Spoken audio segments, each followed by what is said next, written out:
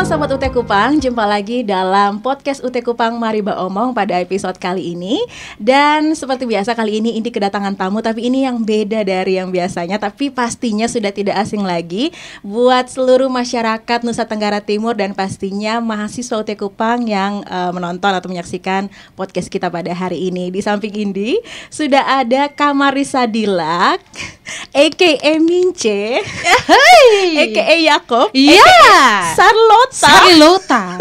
Ada satu bunda maaf, Iya, ada mama mantu. ya. Apa kabar kakak saya? Baik Kak Indi. Iya. Setelah sekian purnama Setelah akhirnya sekian kita purnama, ketemu betul. lagi. Nah, boleh disapa dulu nih Kak Marisa untuk seluruh masyarakat NTT dan juga sahabat UT Kupang yang menonton podcast kita pada hari ini. Halo semuanya. Pokoknya ini sudah kesekian kalinya Beta Betul. datang di UT. Betul. Tapi ini pertama kalinya nih Beta bisa masuk di ruangan podcastnya UT, luar biasa, sangat keren sekali. Pokoknya makasih banyak ya UT, sehat selalu. Wah, ini salah satu kesempatan yang sangat menarik nih sahabat UT Kupang, Iya. karena untuk mengundang, menghadirkan Iya. sosok dari Mince ini di sini itu butuh waktu yang sangat panjang karena Kak Mince dalam Desember ini cukup padat ya kegiatannya itu sampai ke berbagai kabupaten yang ada di NTT. Ini Iya. boleh diceritakan sedikit nih Kak Mince, sibuknya tuh selama Desember ini sampai tadi tuh baru habis Baru habis project cari ya. Iya, cari uang.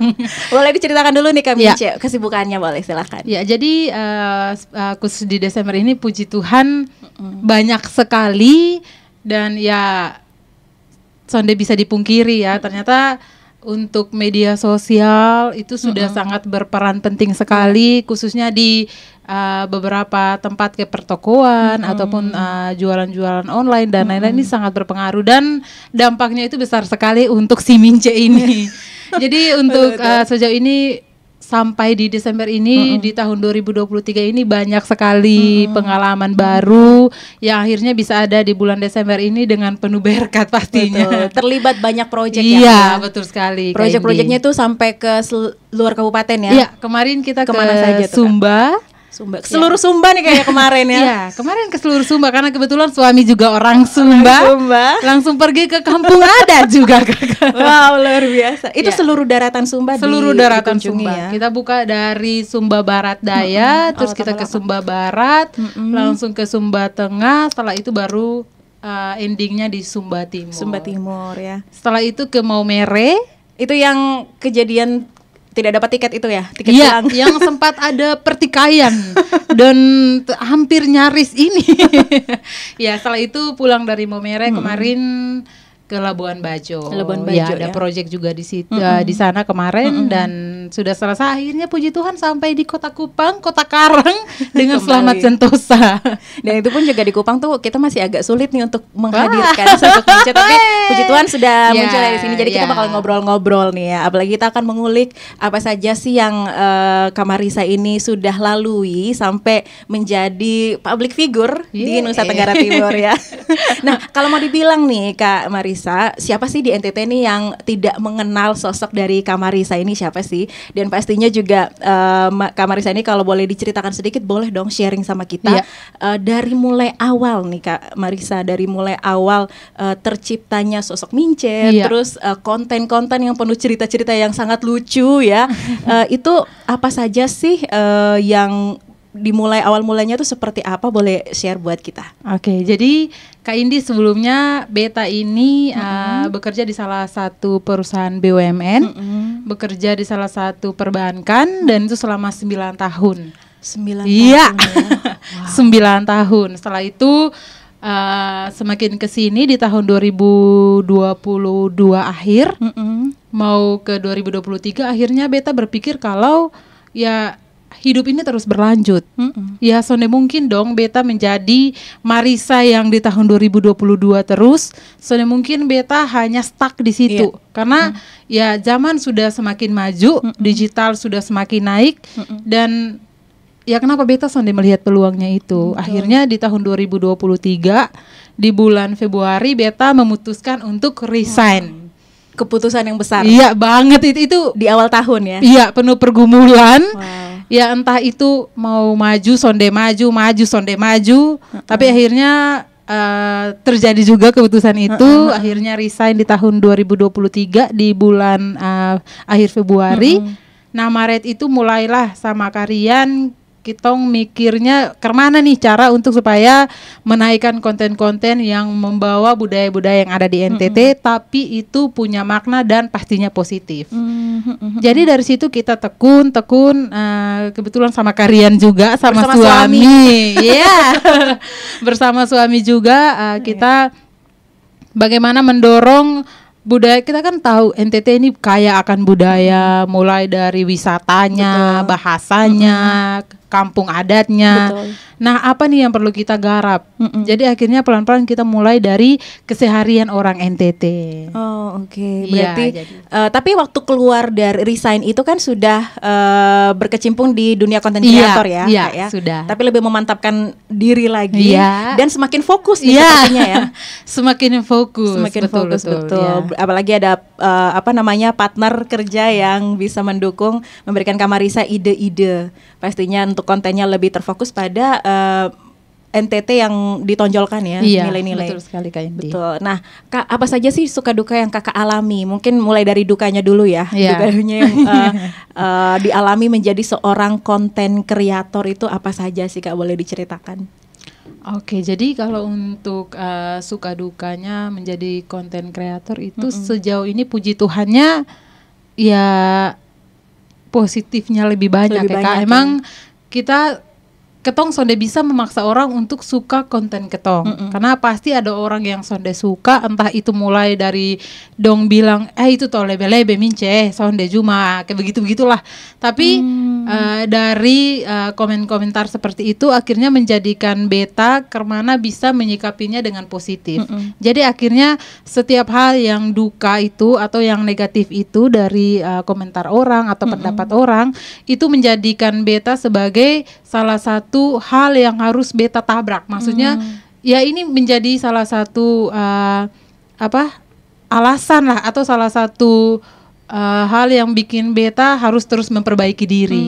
Jadi akhirnya yang dari duka itu beta coba kemas untuk kemana jangan coba berpikir untuk supaya mental kita jadi down, tapi jadikan itu pengalaman atau jadikanlah itu untuk batu loncatan. Jadi akhirnya ya suka dukanya memang ada, tapi bagaimana cara beta untuk terus berpikir positif untuk hal-hal negatif yang mungkin ada orang yang sangat suka dan lain-lain. Kayak gitu. Berarti sih, dari awal tuh sudah ada haters ya Kak ya? Iya pasti. Komentar-komentar negatif itu sudah ada ya. Itu awal mulanya tuh dari TikTok atau Instagram tuh untuk konten-kontennya? Oke, jadi sebenarnya beta itu mulainya dari Instagram dulu Kak. Instagram. Ya, waktu itu dari Instagram karena sebelum COVID itu kan ketong tahu orang kalau main IG dibilang alay, lebay, jadi akhirnya ketong jadinya malu kan Kak, mau main TikTok nanti orang bilang ih lu terlalu sama kayak anak alay saya, iya lu paku alus dan lain-lain kan, jadi akhirnya mendorong ketong untuk ya main IG sado nanti bilang ketong paku alus atau apa le. Nah jadi setelah itu COVID datang itu kan kerja dari rumah atau Kak. Ya setelah itu mulailah berpikir sonde mungkin dong kerja dari rumah hanya tidur, kerja apa kan komputer sonde ada dan lain-lain kan Kak, semua tersistem jadi hanya adanya di kantor. Jadi akhirnya mikirnya coba angkat keseharian nih, karena beta the power of perempuan suka dengar curhatan orang. Nah dari curhatan itu yang akhirnya bikin beta untuk mulai berpikir kenapa sonde bikin jadi konten Iya, jadi akhirnya bikin konten karena ternyata ketong sebagian besar anak muda di NTT mengalami hal yang sama. Mulai dari suka dapat marah dari mama karena sukanya tidur, mulai dari bapak yang datang terus marah-marah karena uangnya sonde dipenuhi. Siklusnya sama ya Kak? Iya, sebenarnya kan sama. Jadi coba dikemas untuk bikinnya lebih sesederhana mungkin, tapi bisa masuk nih ke keseharian ketong orang NTT. Itu yang ngedit pertama tuh siapa? Beta Kak. Jadi dari yang ngambil videonya. Iya, ambil video. Iya. Jadi dulu kan suka taruhnya tuh kan dulu belum mengenal namanya tripod, belum mengenal namanya dia mic dan lain-lain. Jadi ya pakai HP seadanya, kita taruh di meja, taruh di spot yang memang bisa ganjal HP-nya. Tapi momen kontennya dapat. Betul. Jadi kadang akalin mama, bahkan sampai kena marah dari mama karena dulu bikin konten awal-awal bisa sampai 10 konten per hari, Kak. Wow. Dan itu bisa jadi tengah malam buta, jam 1 pagi pun kalau kepikiran Tiba-tiba. bikin konten akan bikin. Jadi mama kerja hanya berteriak dari belakang mulai marah-marah, jam tidur bawa omong sendiri ke orang gila. Dan ya akhirnya mulai ini sih, Kak, terbiasa, mulai juga merasa dia sudah cukup naik, mulai kurangi dari yang 10 bikin jadi 8. Oke, Kayak berarti begitu. itu mulainya dari Instagram ya? Dari Instagram. Terus berpindah ke TikTok tuh sejak kapan? Sejak COVID itu. Sejak COVID juga? Iya, itu baru beta mulai beralih ke TikTok. Oke. Itu FYP? baru tidak juga, Bunda. Dari awal belum FYP Belum. ya, Kak ya? Dari awal tuh yang nonton cuma 75 tayangan, bahkan 15 tayangan. Makanya terciptalah yang namanya setiap hari 10 konten tuh wajib. Oh, oke. Jadi bikin 10 konten tiap hari, Kak. Dan itu berlangsung hampir setahun kalau sonde salah waktu itu. Itu sudah menikah? Belum. Belum ya? Itu belum menikah. Belum ya. Jadi waktu itu kenapa beta bisa ada sampai di beta yang sekarang ini juga, Kak, itu karena sebenarnya ya karena ada Karian. Dia tuh tidak akan pernah mengakui segala konten yang saya buat. Iya, berarti 10 konten per hari. Iya, per hari. Wow. Itu idenya luar biasanya. Nah, berarti itu ide-idenya itu apa sih yang membuat Kak bisa punya inspirasi?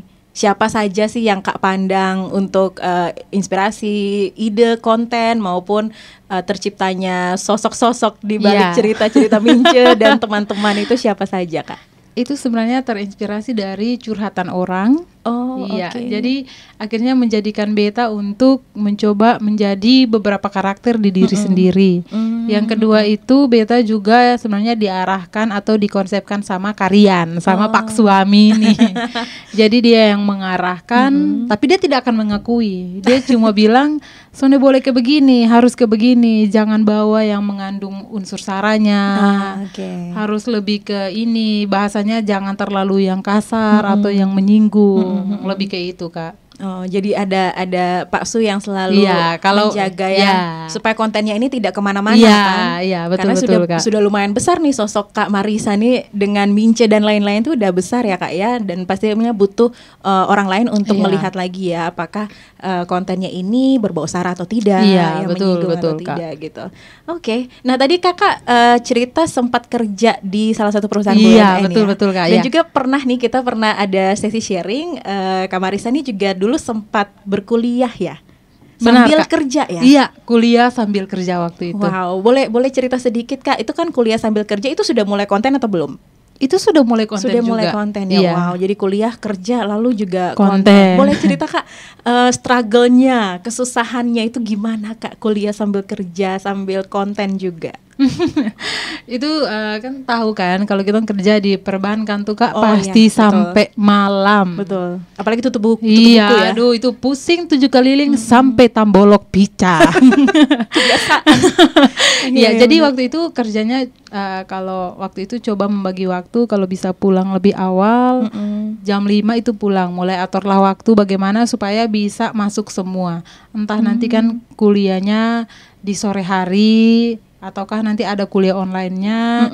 Terus ada juga untuk pembagian waktu kontennya. Belum lagi kan dulu punya teman-teman harus bergaul lagi. Oh, betul, ya betul. super ribet kan. Iya. Tapi bersyukur sekali beta karena ya ini salah satu contoh nih. Teman-teman yang ada di Nusa Tenggara Timur, saudara semua nih, ini emang harus daftar di UT sih. Wow, Karena betul. di zaman sekarang, Kak, zaman sekarang ketong kerja. Semua orang sekarang kalau selesai masa SMA-nya maunya langsung kerja kan, Betul. Kak. Tapi pengen sarjana juga. Iya. Jadi ini benar-benar menjadi salah satu rekomendasi untuk masyarakat NTT. Kalau mau kuliah UT anti ribet sih, sumpah. Karena waktunya fleksibel, Betul. kita yang tentukan, ujian juga waktunya kita diarahin ke kita, tapi menyesuaikan juga dengan kita. Betul. Jadi benar-benar searah ini kalau mau dibilang ya. Jadi mau bikin, ini kan zaman sekarang juga anak muda sudah banyak yang beta lihat sudah mulai bikin konten. Aduh, itu Terus banyak sekali ya, Kak, banyak, banyak, Kak. Terus kerja juga.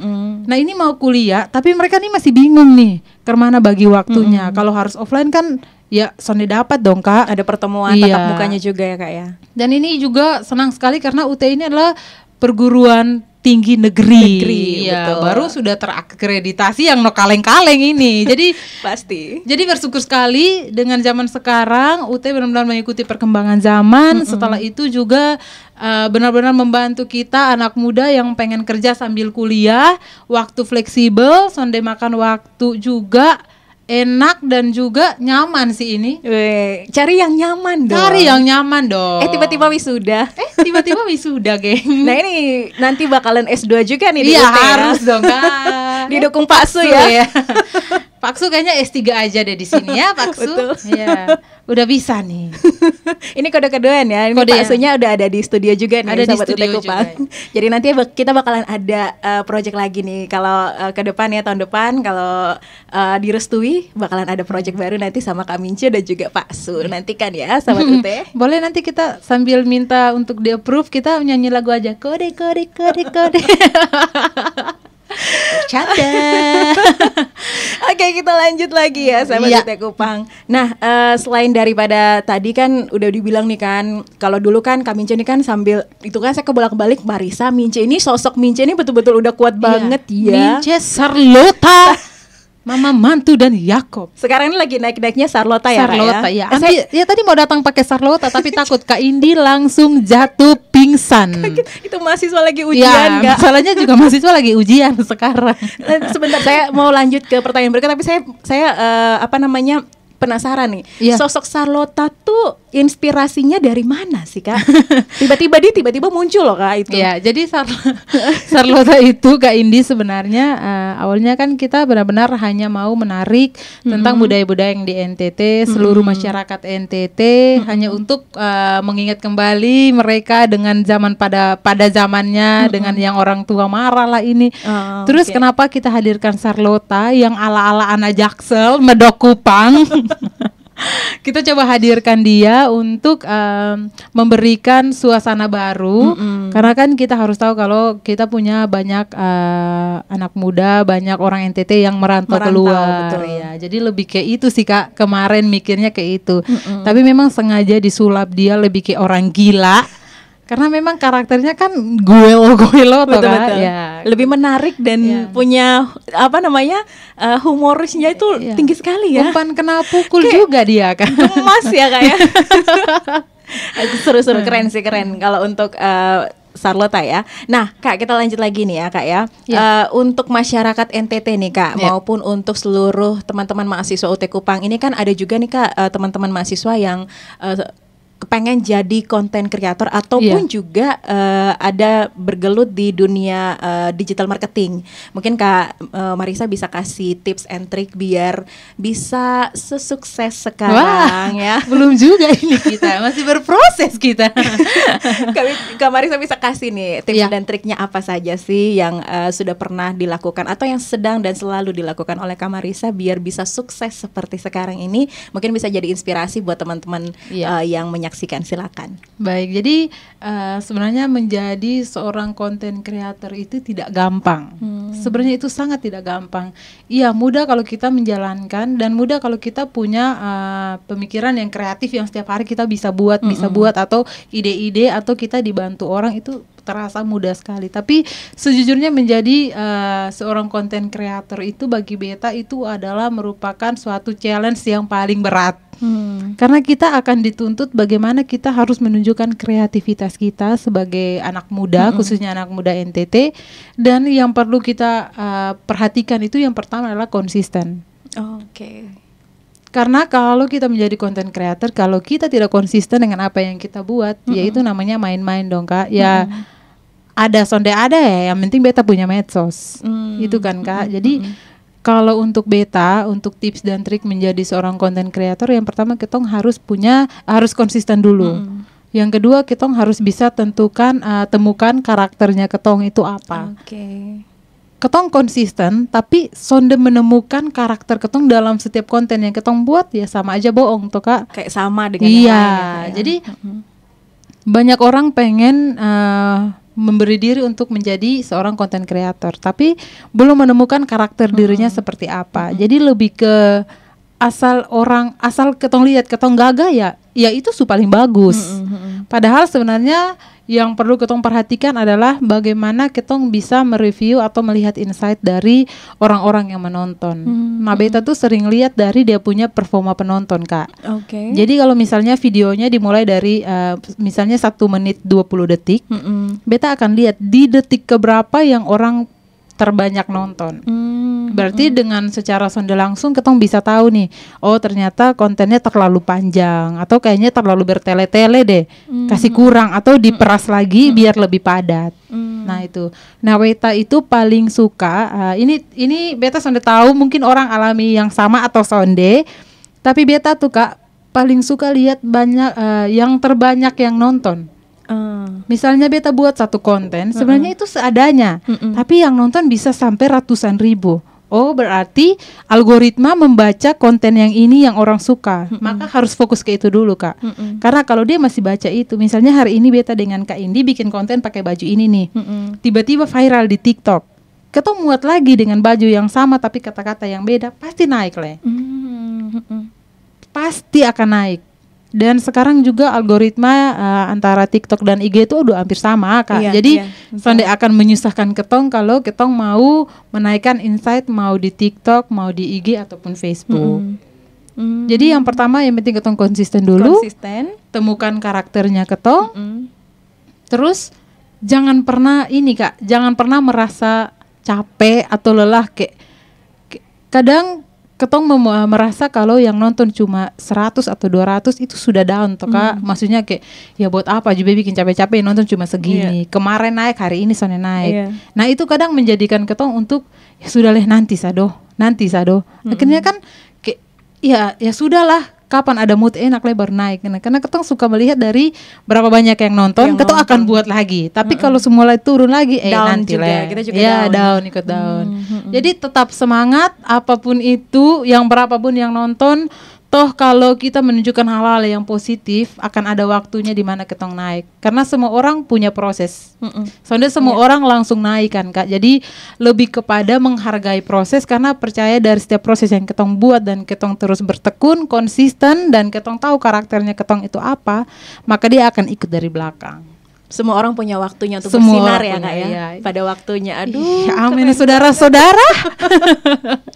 Nah, ini pertanyaan terakhir sekali nih Kak Marisa. Pernah merasa bosan tidak? Kalau tadi kan Kak Marisa bilang jangan bosan, jangan capek, jangan menyerah ya. Tapi sebagai seorang content creator yang sekarang sudah full timer, full timer nih Kak, pernah merasa bosan kah? Kalau bosan, sonde Kak. Capek iya ya. Karena bosan sih sonde, tapi kalau merasa capek tuh ketika lagi tumpuk. Lagi banyak nih kayak aduh Tuhan ini mau edit yang mana, atau Tuhan aduh ini ke mana. Tapi akhirnya memotivasi diri kembali Kak. Jadi ya kalau lu nanti sonde dapat yang kebegini, nanti lu mengeluh lagi. Dikasih banyak, lu mengeluh juga. Kalau lu sonde lakukan itu dengan semangat dan senang, ya buat apa begitu Kak. Jadi akhirnya tanamkan ke dalam diri kalau apapun itu ini adalah hobi. Lakukan setiap pekerjaan itu, apalagi itu pekerjaan yang merupakan hobi. Jadi coba nikmati, dan akhirnya ya soalnya ada lah itu rasa Kak, lebih ke nikmati. Ayo gas. Jadi mau sakit mau apa, toh kalau memang masih bisa jalan, gas bunda.